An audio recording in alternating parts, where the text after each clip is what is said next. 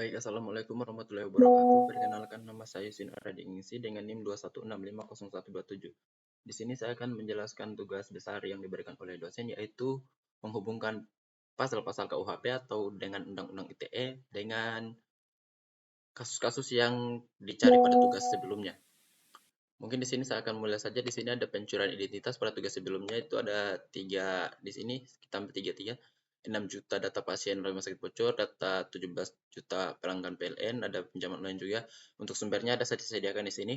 Nah, untuk pasal-pasalnya itu, untuk pencurian identitas itu, dia mencakup pasal UU ITE pasal 32 ayat 1 yang berbunyi setiap orang dengan sengaja dan tanpa hak atau melawan hukum dengan cara apapun mengubah, menambah, mengurangi, melakukan transmisi, merusak, menghilangkan, memindahkan, menyembunyikan suatu informasi dan dokumen elektronik milik orang lain atau milik publik. Sedangkan pasal KUHP-nya dia pasal 362 yang berbunyi barang siapa yang mengambil barang sesuatu yang keseluruhannya atau sebagiannya kepunyaan orang lain dengan maksud untuk dimiliki melawan hukum dan ancam karena pencurian dengan pidana sebesar sebanyak 5 tahun ya di sini. Mungkin lanjut aja untuk yang kedua, kasus kedua itu phishing. Di sini kemarin kita sudah cari ada kasus phishingnya Kredivo, M-Banking, Pasutri Padang. Untuk sumbernya dapat lihat di sini. Nah, untuk pasalnya itu di UU ITE pasal 30 ayat 2. Setiap orang dengan sengaja dan tanpa hak atau melawan hukum mengakses komputer dan atau sistem elektronik dengan cara apapun dengan tujuan untuk memperoleh informasi elektronik dan atau dokumen elektronik. Nah, sedangkan pasal KUHP-nya di pasal 378. Barang siapa dengan maksud untuk menguntungkan diri sendiri atau orang lain secara melawan hukum dengan memakai nama palsu atau martabat palsu dengan tipu muslihat ataupun rangkaian kebohongan, menggerakkan orang lain untuk menyerahkan barang sesuatu kepadanya atau supaya memberikan hutang maupun menghapus piutang, diancam karena penipuan dengan pidana penjara paling lama 4 tahun. Kita lanjut ke yang ketiga ya, malware. Di sini kemarin kita cari ada kasusnya malware, yaitu Mirai, Stanex, Rotensis. Untuk sumber-sumbernya dapat lihat di sini. Kita lanjut untuk pasal-pasalnya. Dia terjerat dalam pasal UU ITE pasal 28 ayat 1. Setiap orang dengan sengaja dan tanpa hak menyebarkan berita bohong dan menyesatkan yang mengakibatkan kerugian konsumen dalam transaksi elektronik. Nah, ada juga pasal 46 ayat 1 UU ITE. Setiap orang memenuhi unsur sebagaimana yang dimaksud dalam pasal 30 ayat 1 dipidana dengan penjara paling lama 6 tahun dan atau denda paling banyak sebesar 600 juta rupiah. Yang keempat di sini kita lanjut di ransomware. Kemarin kita cari ada kasus WannaCry, kasus Bank Indonesia dan Samsung. Di sini sumbernya dapat kita lihat di sini ya kalau ingin mencari. Kita lanjut untuk UU ITE-nya dia pasal 30 ayat 2.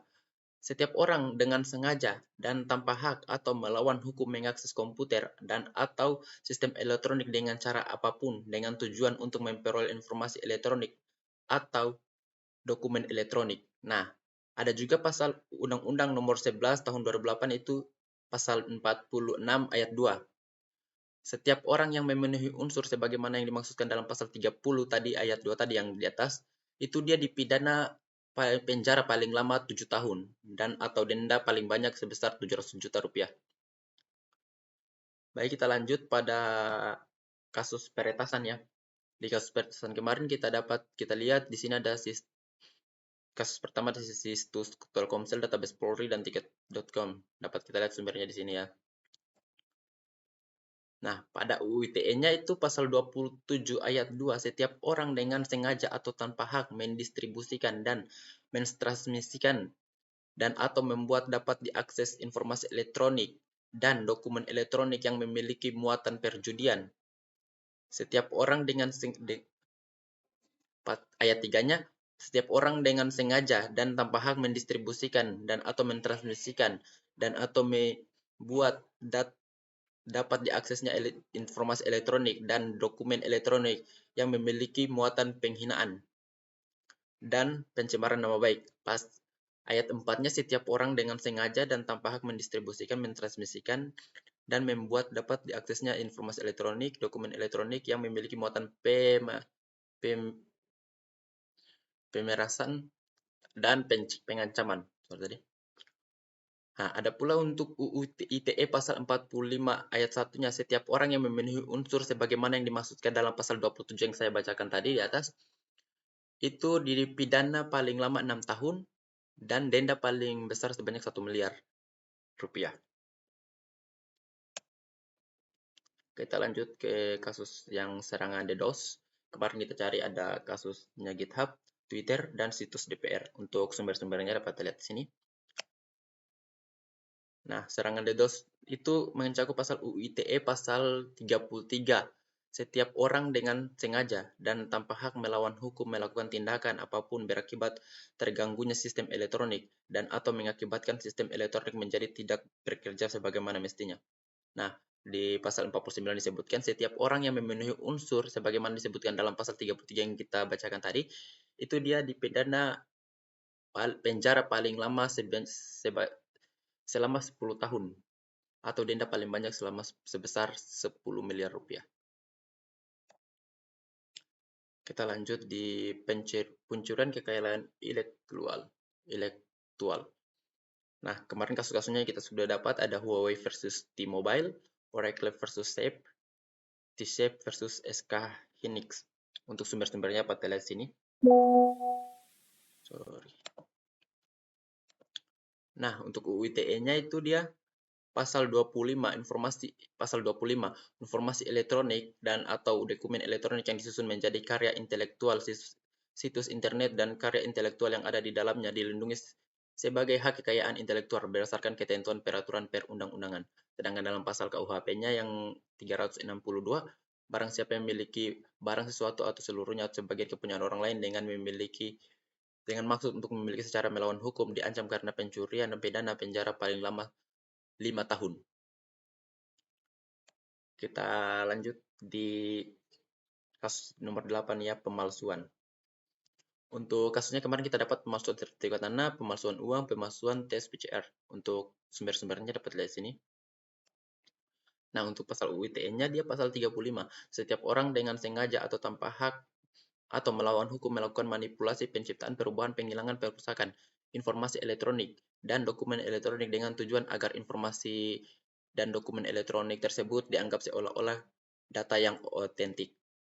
Nah, pasal 51 ayat 1 menyebutkan setiap orang yang memenuhi unsur sebagaimana yang disebutkan pasal 35 yang kita bacakan tadi, itu dipidana paling lama 12 tahun dan denda paling besar 12 miliar rupiah. Kita lanjut ke kasus nomor 9 yaitu pornografi anak. Di kasus kemarin kita dapat kasus modus pornografi anak. Nah, yang kedua kasus penyebaran konten pornografi anak, yang ketiga kasus pornografi anak sesama jenis. Untuk sumber-sumbernya dapat dilihat di sini. Untuk UU ITE-nya, Undang-Undang ITE-nya pasal 27 ayat 1, ia menyebutkan setiap orang dengan sengaja tanpa hak mendistribusikan atau mentransmisikan, membuat dapat diaksesnya informasi elektronik atau dokumen elektronik yang memiliki muatan yang melanggar kesusilaan. Nah, pada pasal 281 KUHP diancam dengan pidana penjara paling lama 2 tahun, 8 bulan atau pidana paling banyak 400 juta rupiah. Di sini sebutkan barang siapa dengan sengaja dan terbuka melanggar kesusilaan, barang siapa dengan sengaja dan di depan orang lain dan ada di situ bertentangan dengan kehendaknya melanggar kesusilaan. Di kasus yang ke-10 itu cyberbullying. Kemarin kita dapatkan kasusnya Brandy Villa, siswa kelas 5 dan siswa SMP. Untuk sumbernya dapat lihat di sini. Nah, di sini ada pasal UU ITE-nya, kita dapat lihat pasal 28 ayat 2, setiap orang dengan sengaja atau tanpa hak menyebarkan informasi yang ditujukan menimbulkan rasa kebencian atau permusuhan individu atau kelompok masyarakat tertentu berdasarkan suku, agama, atau ras, atau antar gelombang atau sara ya. Pasal 45 ayat 2 menyebutkan setiap orang yang memenuhi unsur sebagaimana yang disebutkan pasal 28 ayat 2 ayat 1 dan 2 yang dibacakan ayat 2 tadi, itu dia dipidana paling lama 6 tahun dan denda paling besar sebesar 1 miliar rupiah. Nah, di nomor 11 ada penyebaran informasi palsu. Di sini dapat kita lihat ada kasus-kasusnya hoax penyebaran suara pilot Lion Air JT610, ada hoax telepon dan chat WA yang dipantau pemerintah, ada hoax Ratna Sarumpait. sorry. Di sini sumber-sumbernya dapat dilihat. Nah, untuk UU ITE-nya itu di sini ada pasal 28 ayat 1, setiap orang dengan sengaja atau tanpa hak menyebarkan berita bohong atau menyesatkan yang mengakibatkan kerugian konsumen dalam transaksi elektronik. Di pasal 45 ayat 2 dia menyebutkan setiap orang yang memenuhi unsur sebagaimana yang disebutkan dalam pasal 28 ayat 1 tadi atau ayat 2 dipidana penjara paling lama 6 tahun atau denda paling besar 1 miliar rupiah. Kita lanjut pada peretasan email, yaitu kasus nomor 12. Di sini ada perusahaan Ventilor untuk kasus yang pertama, ada juga perusahaan PT Panggilaran dan kasus Yahoo. Di sini sumber-sumbernya dapat dilihat ya. Nah, untuk Undang-Undang ITE-nya dalam pasal 31 ayat 1, setiap orang dengan sengaja atau tanpa hak atau melawan hukum melakukan intercepsi atau penyedapan atas informasi elektronik atau dokumen elektronik dalam suatu komputer atau sistem elektronik tertentu milik orang lain. Nah, pasal 47 menyebutkan setiap orang yang memenuhi unsur sebagaimana yang disebutkan pasal 31 ayat 1 dan ayat 2 yang disebutkan di atas tadi, dipidana paling lama depan 10 tahun di sini ya, dan denda paling banyak sebesar 800 juta rupiah. Kita lanjut di nomor 13, yaitu pengintaian. Di sini ada kasusnya Robert Hansen, Aldous Ames, dan John Walker. Nah, untuk sumber-sumbernya dapat lihat di sini ya. Untuk pengintaiannya, untuk pasal-pasalnya UU ITE pasal 31 ayat 1, setiap orang dengan sengaja dan tanpa hak atau melawan hukum melakukan intersepsi, penyedapan atas informasi elektronik atau dokumen elektronik, komputer atau sistem elektronik tertentu milik orang lain. Dalam pasal 47 UU ITE disebutkan setiap orang memenuhi sebagaimana yang dimaksudkan pasal 31 ayat 1 ataupun ayat 2 seperti yang disebutkan tadi, dipidana paling lama 10 tahun dan denda paling besar 800 juta rupiah. Kita lanjut ke penggelapan. Di kasus nomor 14 ada penggelapan. Di sini ada kasusnya Firly Bahuri dan ancaman kasus aplikasi Kencan dan kasus pemasaran ASN. Untuk sumbernya dapat dilihat di sini. Nah, pasal 368 KUHP berbunyi bahwa setiap orang yang bermaksud menguntungkan diri sendiri atau orang lain dengan cara menipu, memaksa, atau menggunakan kekerasan melakukan penggelapan, itu sanksi pidananya paling lama 4 tahun dan 8 bulan. Nah, di kasus nomor 15 ada kejahatan keuangan online. Di sini ada penipuan vendor dan penipuan bank. Untuk kasus-kasusnya dapat dilihat di sumber-sumber yang diterangkan di sini. Nah, untuk Undang-Undang ITE-nya pasal 27 ayat 4, setiap orang dengan sengaja atau tanpa hak mendistribusikan dan mentransmisikan atau membuat dapat diakses informasi elektronik atau dokumen elektronik yang memiliki muatan pemasaran atau pengancaman. Pasal 45 menyebutkan bahwa setiap orang yang memenuhi sebagaimana yang dimaksudkan dalam pasal 27 ayat 1 maupun ayat 2, ayat 3 maupun ayat 4 yang seperti yang disebutkan di atas tadi, dipidana paling lama 6 tahun dan denda paling besar 1 miliar rupiah. Yang ke-16 ada pelanggaran privasi. Kemarin kita dapatkan di sini ada kasusnya Meta, Google, dan Pangeran Harry. Di sini sumber-sumbernya dapat dilihat. Untuk Undang-Undang ITE-nya dia pasal 30 ayat 2 yang berbunyi setiap orang dengan sengaja dan tanpa hak atau melawan hukum mengakses komputer atau sistem elektronik dengan cara apapun dengan tujuan untuk memperoleh informasi elektronik dan atau dokumen elektronik. Pasal 646 menyebutkan ayat 2 menyebutkan bahwa setiap orang yang memenuhi unsur sebagaimana yang disebutkan dalam pasal 30 tadi ayat 2 yang kita sebutkan tadi, dipidana paling lama 7 tahun dan denda paling banyak 700 miliar rupiah, 700 juta rupiah, Yang ke-17 ada pencurian akses. Di sini untuk kasus-kasusnya ada siswa meretas akun Facebook, Bu Fitri Susanti, kasus peretasan akun media sosial. Nah, untuk sumber-sumbernya dapat lihat di sini ya. Kita lanjut untuk UU ITE-nya pasal 30 ayat 2, setiap orang dengan sengaja atau tanpa hak melawan hukum mengakses komputer atau sistem elektronik dengan cara apapun dengan tujuan untuk memperoleh informasi elektronik dan dokumen elektronik. Pasal 46 ayat 2 menyebutkan bahwa setiap orang yang memenuhi unsur sebagaimana disebutkan dalam pasal 30 ayat 2 dipidana dengan pidana paling lama 7 tahun dan denda paling besar 700 juta rupiah. seperti sama. Untuk nomor 18, kasus 18 ada kejahatan seksual, yaitu modus game online, ada Citra Kirana, kejahatan seksual pada anak. Dapat lihat sumber-sumbernya di sini. Nah, untuk UU ITE-nya pasal 27 ayat 1, setiap orang dengan sengaja atau tanpa hak mendistribusikan dan mentransmisikan atau membuat dapat diaksesnya informasi elektronik atau dokumen elektronik yang memiliki muatan yang melanggar kesusilaan. Pasal 45 ayat 1 UU ITE menyebutkan bahwa setiap orang yang memenuhi unsur sebagaimana yang dimaksud dalam pasal 27 ayat 1 seperti yang disebutkan atas maupun ayat 2, ayat 3 atau ayat 4 pasal 27 itu dipidana paling lama 6 tahun dan denda paling besar sebesar 1 miliar rupiah. Kita lanjut di nomor 19, ada pemerasan online, yaitu kasus pertama ada pemerasan Syahrul Limpo, ada pemerasan dengan penyebaran konten intim, ada pemerasan petugas bandara. Untuk sumber-sumbernya dapat lihat di sini.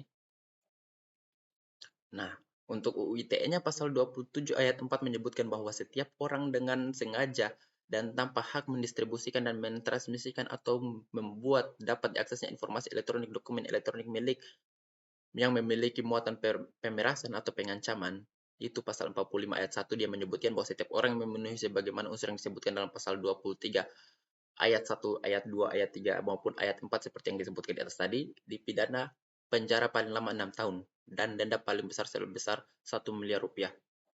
Kita lanjut di nomor kasus terakhir, yaitu kejahatan sumber daya komputer. Yaitu di sini ada kasus penipuan kripto, Equifax, dan LinkedIn. Untuk sumber-sumbernya dapat lihat sini. Kita lanjut untuk UU ITE-nya.